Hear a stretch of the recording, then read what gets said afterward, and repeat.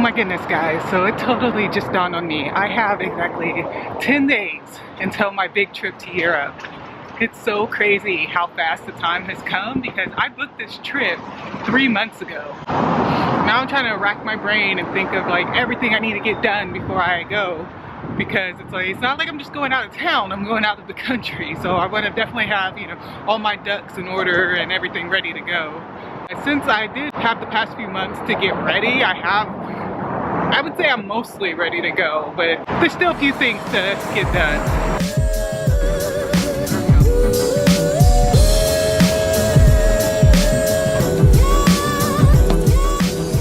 So right now I'm headed to UPS. I need to mail a couple of packages off, run some errands, and then I think I'm just gonna kind of wander around town for a little bit because these are my last few moments in Portland. This is crazy.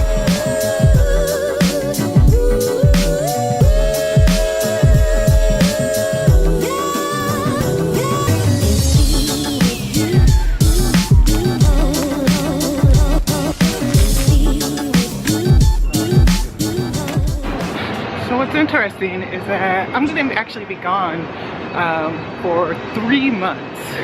And what's funny is like when I booked this trip, I didn't really think about it until like I started telling people about the trip. I'm like, yeah, I'm going to Spain and I'm gonna be, you know, of course they ask how long. I'm like, oh, about 3 months. And then they're like, oh wow, that's so long.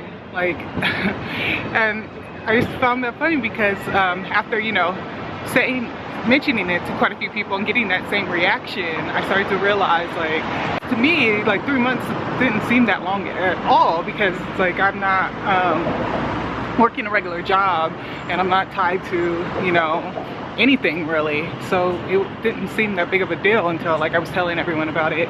But I do realize that obviously that response is more so coming from their point of view, because most people don't have the luxury to just leave for 3 months at a time.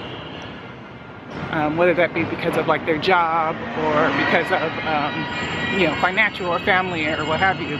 Yeah, so it did make me like really think and really be grateful for for what I have, because I didn't realize like it's not the norm. You know, most people can't just get up and go whenever they want for however long they want, you know.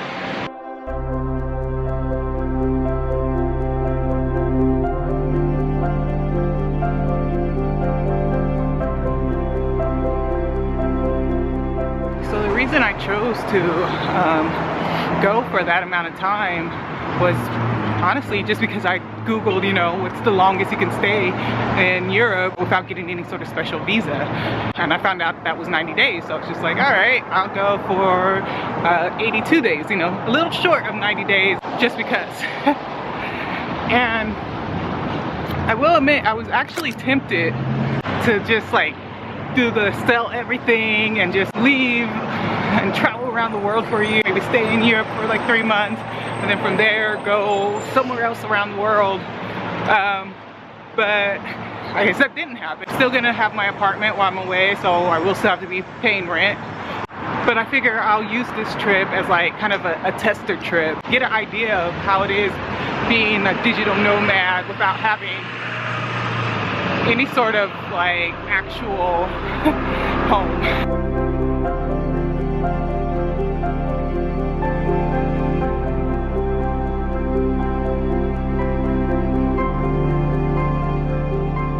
One of my goals with like starting this business was to be able to travel the world, you know, but I'm not sure if I want to do it to where I just kind of go out on trips here and there, like for 1 month, 2 months here and there, and then still just have my home base be here in Portland, or if I want to go ahead and just sell everything, go on the road, you know, and just kind of go wherever the wind may blow. Well, here's something funny. I was just walking and I came across this placard right here. And as I'm reading it, I've known this fact, like Portland is home to the world's smallest park, but I never realized where it was. And it's so funny because it's actually an area where I walk by a lot, but I never even notice it's there because it is that small. So let me take you to the Guinness World Record holding smallest park.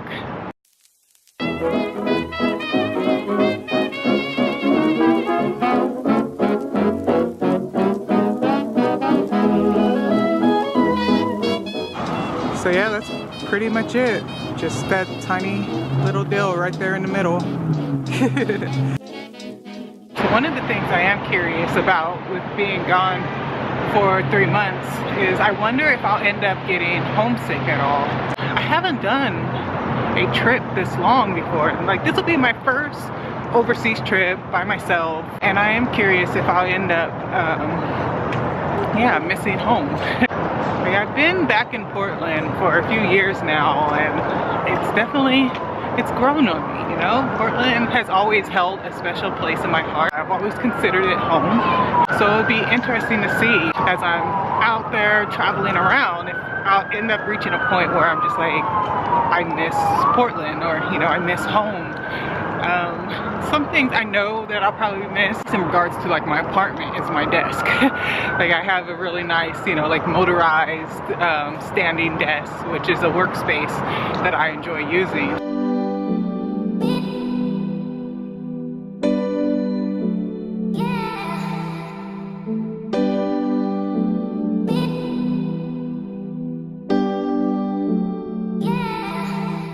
To like missing any people, I don't think there's anyone in my life that I really see on a regular enough basis for me to really miss anyone. I live by myself, I work by myself. Socializing is definitely one of those things that I keep telling myself I need to work better at, because as of now, you know, the last social activity I had was a couple of weeks ago.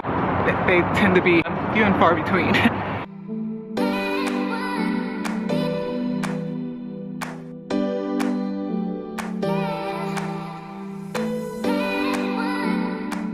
So here's a fun fact for you. I'm pretty much from Portland. Like, my family moved out here, I was like 12. But I never knew that this statue here, like the name of it is actually Portlandia, which is pretty funny because all this time, you know, the TV show Portlandia, like, I thought that they had just came up with this name, like, you know, this mythical land of Portland. But lo and behold, it's actually the name of this statue. I definitely found that pretty funny because I didn't realize that until, like, I was just walking around one day and saw this placard and just stopped and read it, and I was just like, oh wait, like, that's pretty cool.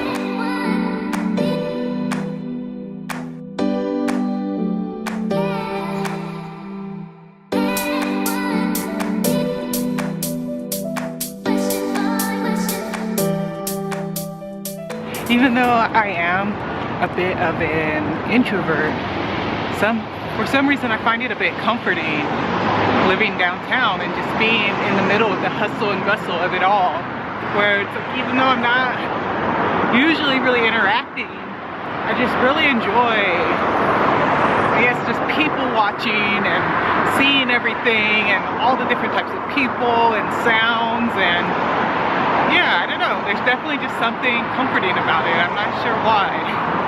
I've always really identified with Portland, and I guess maybe it's because I've spent, you know, my formative years here. I went to high school out here as a teenager here. But with that being said, I was actually gone for like a decade. When I was 18 years old, I joined the military and ended up being stationed out in Jacksonville, Florida.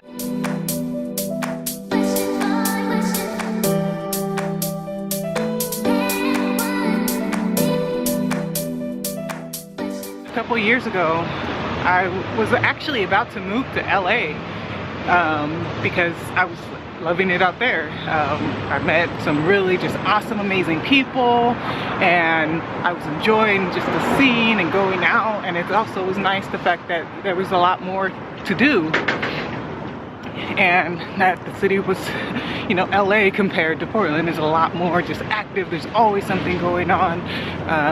You know, Portland, everything shuts down at like 9 o'clock, but there it's like it doesn't matter what time it is, you know, something's going on. But obviously, you know, Los Angeles is a much larger city. I had a lease and everything ready to go, but it was like at the last minute I changed my mind. And you know, when people ask me, you know, why didn't my mind change? Because everyone thought for sure I was moving to LA, because I was, you know, flying out there almost like every other month, or yeah, just about every other month, and spending time out there. But I honestly don't know. It's just like internal, just something where it's just like, as much as I do love LA and the people there, I just decided to stay. And I don't have any regrets about that, you know. It's like, yeah, I lost a little bit of money because I had already paid the deposit for the place out there, but when it's all said and done, you know, it all worked out, and I feel happy, you know, where I am in life right now.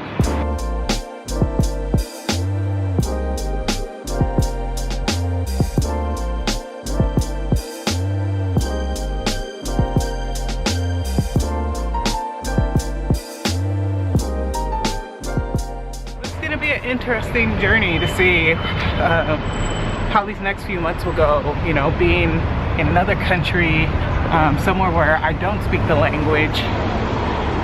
Although like I said, I've been trying to learn as much Spanish as I can, but it's pretty bad.